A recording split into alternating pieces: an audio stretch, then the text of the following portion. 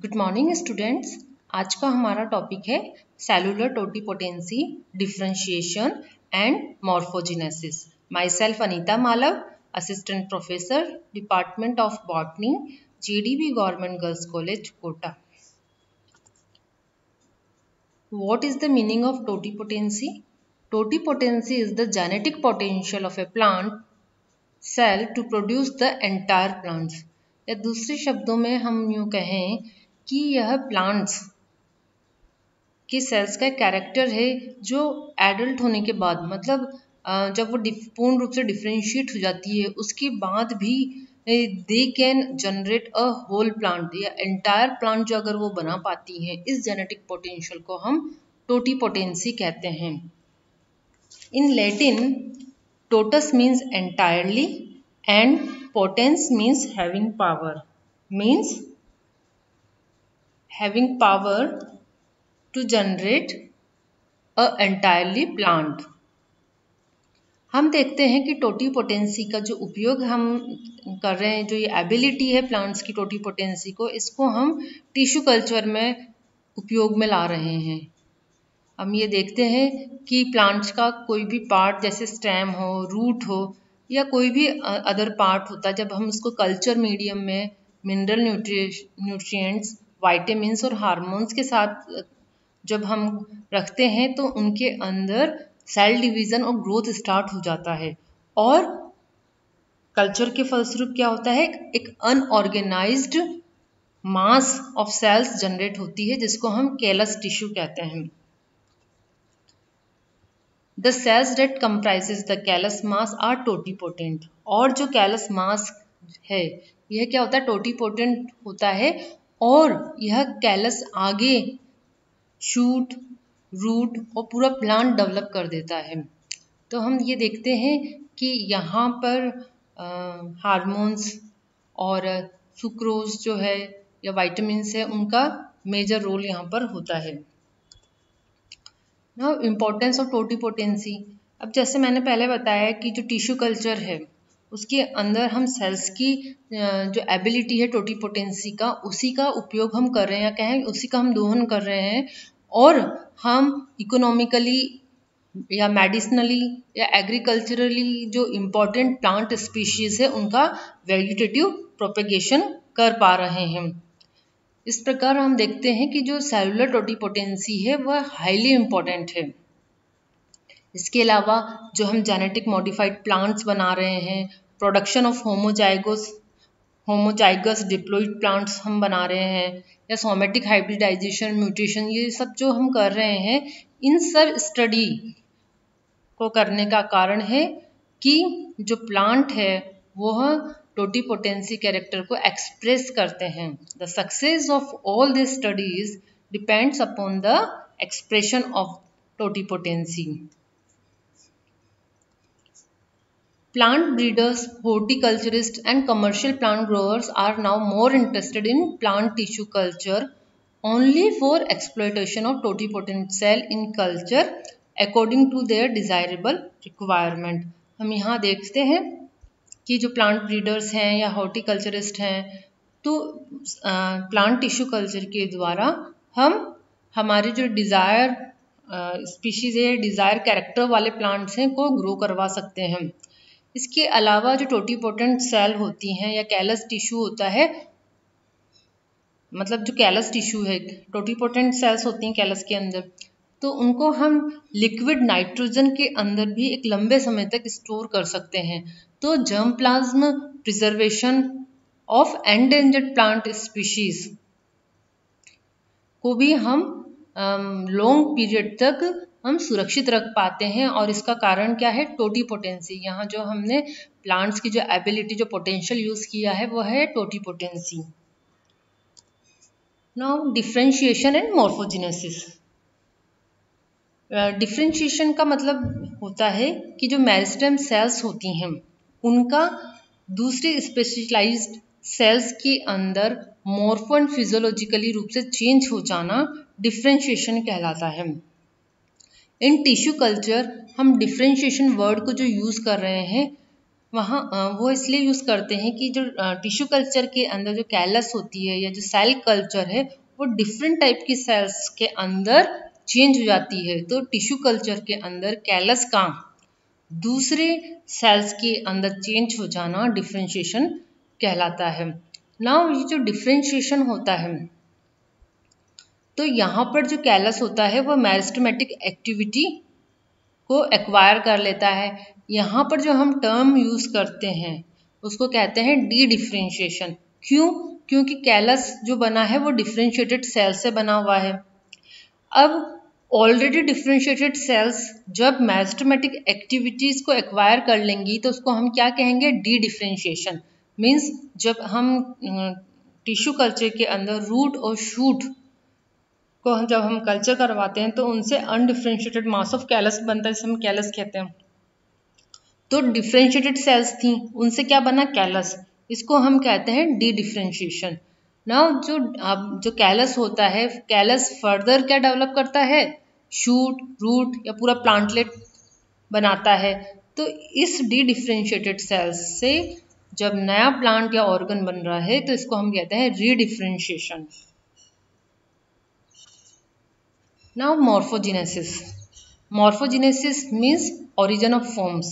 Morphogenesis का मतलब होता है चेंज हो जाना, नए ऑर्गन्स का, डी नोवो ऑर्गन का बन जाना फ्रॉम अनडिफरेंशिएटेड टिश्यू। तो यहाँ पर हम इसको कहते हैं ऑर्गेनोजेनेसिस। मीन्स जो सेल्स थी, कैलस की जो सेल्स थी, अब वह शूट और रूट बना रही हैं, इसको हम कहेंगे ऑर्गेनोजेनेसिस। नए ऑर्गन्स बन रहे हैं। जो ऑर्गेनोजेनेसिस होता है वह डिपेंड करता है कि हमने कल्चर मीडियम के अंदर जो है केमिकल्स लिए हुए हैं उन पर, जैसे हम हार्मोन्स का यूज़ करते हैं। इसके अलावा जो एंडोजिनस फैक्टर्स हैं या कंपाउंड्स हैं या जो एक्सप्लांट के अंदर जो सब्सटेंस हैं, इन सब से मिलकर कैलस द्वारा ऑर्गेनोजेनेसिस होता है। सबसे पहले स्कूग ने इन 1944 डेमोन्स्ट्रेट किया था कि टिश्यू कल्चर के अंदर हार्मोन्स जो होते हैं वह ऑर्गेनोजेनेसिस में हेल्प करते हैं। उन्होंने पाया कि अगर काइनेटिन और ऑक्सिन की जब रेशियो जो होता है ज़्यादा होता है, यानी काइनेटिन ज़्यादा है, तो शूट डेवलप होते हैं। इस प्रक्रिया को हम कहते हैं कोलोजेनेसिस। लेकिन जब काइनेटिन टू ऑक्सिन का रेशियो कम होता है तो रूट फॉर्मेशन होती है। This is known as rhizogenesis. कई बार क्या होता है, ऑर्गेनोजेनेसिस जब होता है तो कई बार एनोमैलस स्ट्रक्चर्स भी उत्पन्न हो जाती हैं। इनको हम कहते हैं ऑर्गेनोइड्स। अब जो कैलस है, कैलस के अंदर जो सेल्स हैं जो मेरिस्टेमेटिक हो गई हैं और जो नए शूट्स एंड रूट्स को डेवलप कर रही हैं, उनको हम यहाँ कहते हैं meristemoids. The hypothesis of organogenesis was advanced by Torrey. Torrey एक वैज्ञानिक थे। उन्होंने 1966 में यह बताया कि जो कैलस के अंदर जो ऑर्गेनोजेनेसिस स्टार्ट होता है वह ग्रुप ऑफ मेरिस्टेमेटिक सेल्स के द्वारा होता है, जिन्हें उन्होंने मेरिस्टेमॉइड्स कहा। और वही जो सेल्स होती हैं वह इनिशिएट करती हैं प्रिमोडियम पर, वह इनिशिएट करती हैं और प्रिमोडियम बनता है।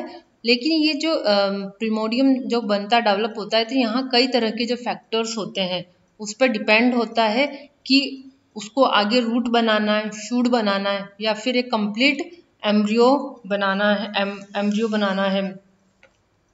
तो हम देखते हैं कि अगर जब एम्ब्रियो बनता है, अगर वह सोमेटिक सेल के मतलब सोमेटिक सेल से बन रहा है एम्ब्रियो अदर देन जाइगोट, तो उस टर्म को हम कहते हैं सोमेटिक एम्ब्रियोजेनेसिस।